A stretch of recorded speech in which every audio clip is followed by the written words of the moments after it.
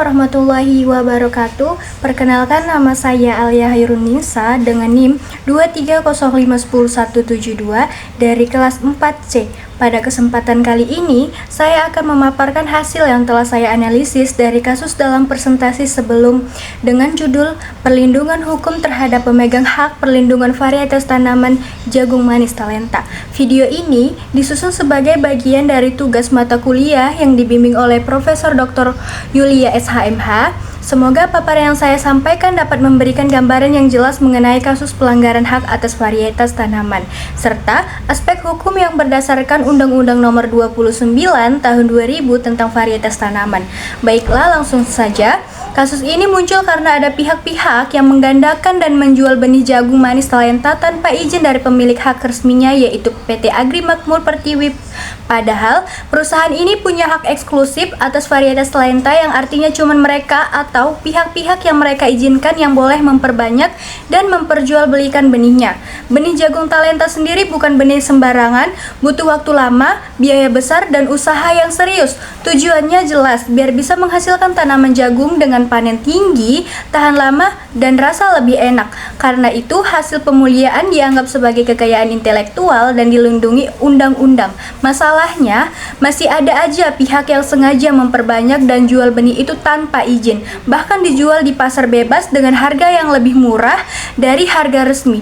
Akibatnya PT Agri Makmur Pertiwi rugi, bukan cuma secara materi karena kehilangan keuntungan, tapi juga secara nama baik karena beredarnya benih ilegal yang kualitasnya belum tentu sama. Secara hukum, tindakan ini jelas masuk pelanggaran HKI varietas Talenta dilindungi oleh Undang-Undang Nomor 29 Tahun 2000 tentang perlindungan varietas tanaman. Karena itu, perusahaan ini, pemegang hak sah ini akhirnya bawa kasus ini ke jalur hukum buat memperjuangkan hak dan keadilan atas usaha yang udah mereka lakukan.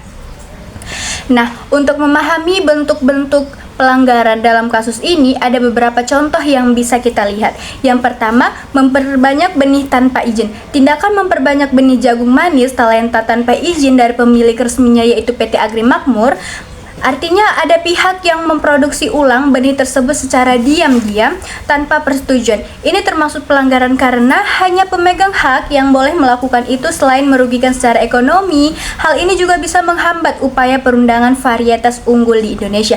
Dan yang kedua, menjual benih ke pasar ilegal. Benih hasil pembenihan ilegal itu lalu dijual bebas di pasar, terutama ke petani-petani dengan harga lebih murah. Akibatnya benih asli dari pemilik hak jadi kalah saing, padahal kualitas benih ilegal ini belum tentu terjamin dan bisa menimbulkan anggapan buruk terhadap varietas aslinya.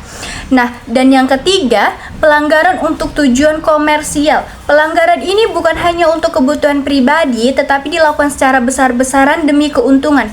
Mereka menjual benih hasil pembajakan tanpa kontrak atau izin resmi, padahal menurut hukum hanya pemilik hak yang boleh memproduksi, menjual, dan menggunakan varietas yang dilindungi. Semua tindakan ini melanggar pasal 6 ayat 3 Undang-Undang Nomor 29 Tahun 2000 yang memberikan hak eksklusif pada pemegang VVT.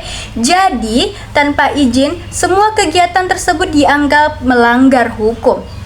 Analisis berdasarkan undang-undang yang berlaku. Agar lebih paham soal hukum dalam kasus ini, perlu melihat aturan-aturan yang berlaku, terutama yang berkaitan dengan hak perlindungan varietas tanaman atau biasa PVT. Dasar hukum utama yang mengatur mengenai perlindungan terhadap varietas tanaman di Indonesia adalah Undang-Undang Nomor 29 Tahun 2000 tentang perlindungan varietas tanaman.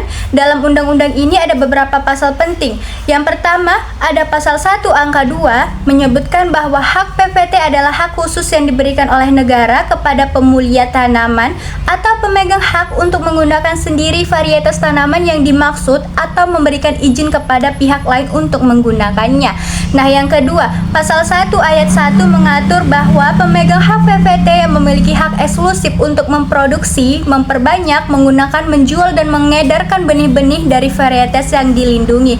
Nah, yang ketiga, pasal 6 ayat 3 menyatakan larangan kepada pihak lain untuk melakukan kegiatan seperti produksi, penggandaan, dan penjualan terhadap varietas yang dilindungi tanpa izin tertulis dari pemegang hak. Nah, apabila terjadi pelanggaran seperti kasus Jagung Talenta ini, maka ada beberapa jalur penyelesaian sengketa yang dapat ditempuh, yaitu yang pertama ada litigasi atau pengadilan. Berdasarkan pasal 67 Undang-Undang Nomor 29 Tahun 2000, pemegang hak dapat mengajukan gugatan ke pengadilan negeri terhadap pihak yang melanggar haknya. Gugatan tersebut dapat berupa permintaan penghentian perbuatan melanggar dan atau permintaan ganti rugi. Yang kedua, non-litigasi atau alternatif penyelesaian sengketa. Selain melalui pengadilan, penyelesaian juga bisa dilakukan melalui mekanisme alternatif seperti mediasi, konsiliasi, dan arbitrase. Dasar hukumnya merujuk pada Undang-Undang Nomor 30 Tahun 1999 tentang arbitrase dan alternatif penyelesaian sengketa. Cara ini sering dipilih jika para pihak ingin menyelesaikan persoalan secara damai, cepat, dan hemat biaya.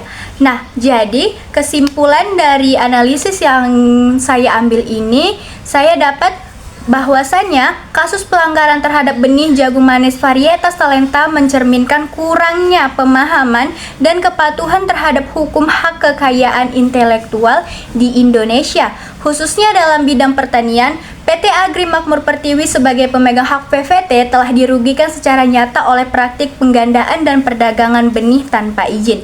Pelanggaran ini tidak hanya melanggar Undang-Undang Nomor 29 Tahun 2000 tentang perlindungan varietas. Dan sekian analisis yang dapat saya sampaikan. Assalamualaikum warahmatullahi wabarakatuh.